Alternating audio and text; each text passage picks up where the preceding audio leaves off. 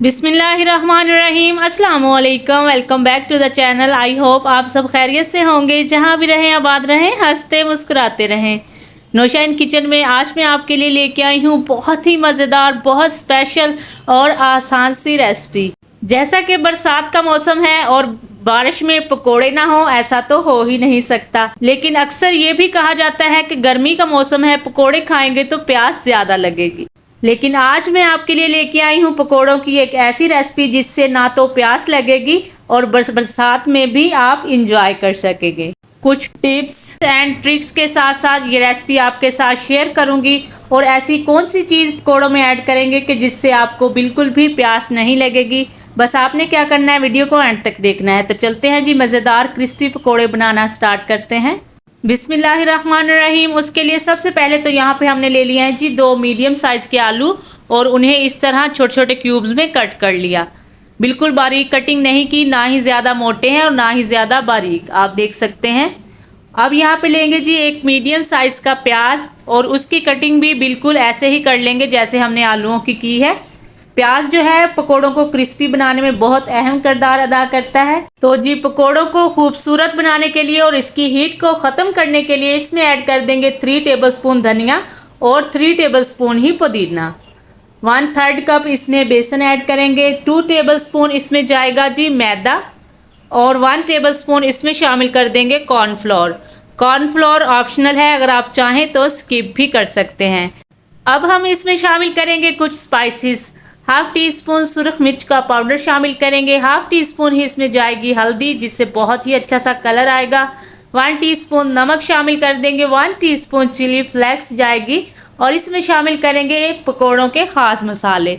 1 tablespoon खुश्क धनिया हाथ से मसल कर ऐड कर देंगे। 1 टीस्पून भुना हुआ ज़ीरा और 1 टेबलस्पून इसमें शामिल कर देंगे अनारदाना।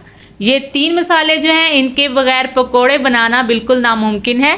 इसे आपने ज़रूर पकोड़ों में ऐड करना है, इससे बहुत ही ज़बरदस्त सा टेस्ट आता है। तो इन तमाम चीज़ों को अच्छे से मिक्स कर लेंगे। आप देख सकते हैं कि इस पॉइंट में मैंने इसमें पानी बिल्कुल भी ऐड नहीं किया है। पकोड़े बनाते वक्त यही एक गलती होती है जो अक्सर ख़वातीन करती हैं कि शुरू में ही पानी मिक्सचर में ऐड कर देती हैं। इससे क्या होता है कि मिक्सचर पतला हो जाता है और जैसे जैसे हम पकोड़े बनाते जाते हैं एंड पे बिल्कुल पतला सा बेसन जो है वो बच जाता है, जिसमें ना तो आलू होते हैं और ना ही प्याज। अगर आप इन स्टेप्स को फॉलो करेंगे तो यकीन करें आपको इस तरह की कोई भी प्रॉब्लम नहीं आएगी।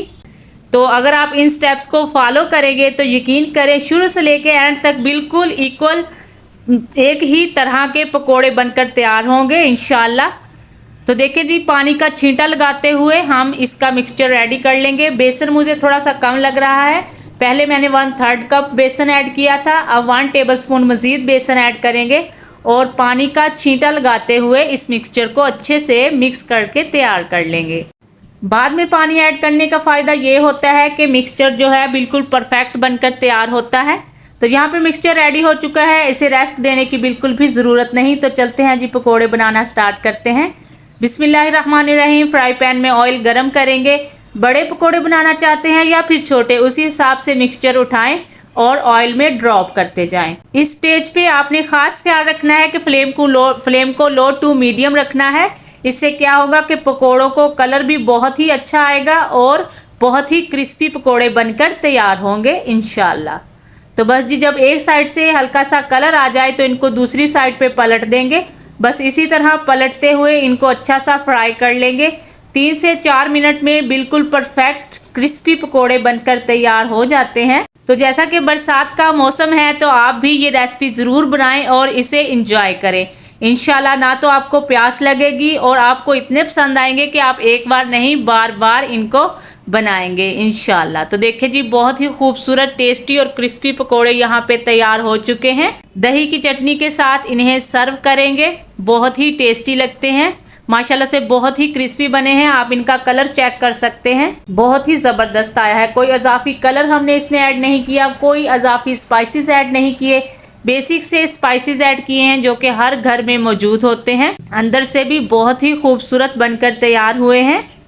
पकोड़ों में पुदीना ऐड करने से क्या होता है कि पकोड़ों की हीट जो है वो ख़त्म हो जाती है और बिल्कुल भी प्यास नहीं लगती। इसलिए दही की चटनी के साथ साथ इन्हें सर्व करेंगे तो माशाल्लाह से देखें जी, बहुत ही टेस्टी खूबसूरत क्रिस्पी पकोड़े यहाँ पे रेडी हैं। इंशाल्लाह आपको बहुत पसंद आएंगे। उम्मीद करती हूँ आज की रेसिपी भी आपको अच्छी लगी होगी। रेसिपी अगर ज़रा सी भी अच्छी लगी है तो इसे लाइक और शेयर कर दें।